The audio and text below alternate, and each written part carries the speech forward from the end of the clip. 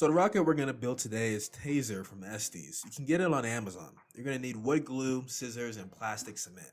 You're going to need to buy your own engines. Any of these will do. You'll also need rocket, recovery wadding, and 4 AAA batteries. Now let's build some rockets.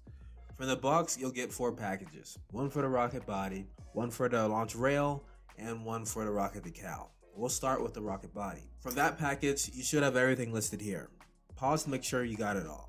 Now let's build the motor casing. This is it fully assembled. I like to familiarize myself with how it's supposed to go together before gluing it to prevent irreversible accidents. I think this is good practice, especially for bigger rockets I'll build. And trust, I plan to build monsters. So drop a like and subscribe to see more of that. To put it together, first get the inner ring with notches in it. It'll go on this end by the little ramp thing. Get your plastic cement and glob it up in that groove. The cement is going to melt the plastic and bond them together. Line it properly so that it sits nice and snug. It should look something like that. Now do the same thing to the other end with the other motor ring. And just like that, we got a boat. Now let's make a submarine. Get another case wall thing and glue up the notches. You'll also need to glue up these ledges that protrude from the top. Line it up with the boat piece, squeeze them together, and you get a yacht.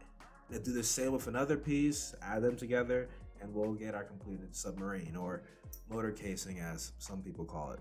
Next, let's glue one of the ends of the rocket tube and place the motor casing inside like so. Let it set for a minute or so and then place the fins into each of the slots along the casing. Again, try inserting them before gluing it in. I applied the glue along the ends of the fins. With the fins attached, our creation is starting to look like a rocket. Kind of like the Falcon 9 booster, if you can see it. Next, we're going to attach the shock cord to the rocket's body. To do so, you're going to need to cut out this piece from the instruction manual.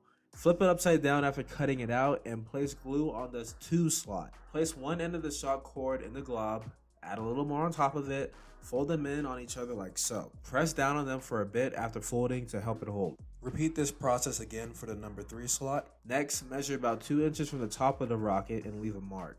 Place a big old glob of glue on the front of the mount. Then, put it inside like so, and using one of your fingers, press it up against the inside of the rocket. Then set it aside to dry. Nose cone is pretty simple. Just glue the inside and insert the nose cone cap into the nose cone. That's it. Grab and lay out your parachute like so. Make sure to separate the lines so that they aren't tangled.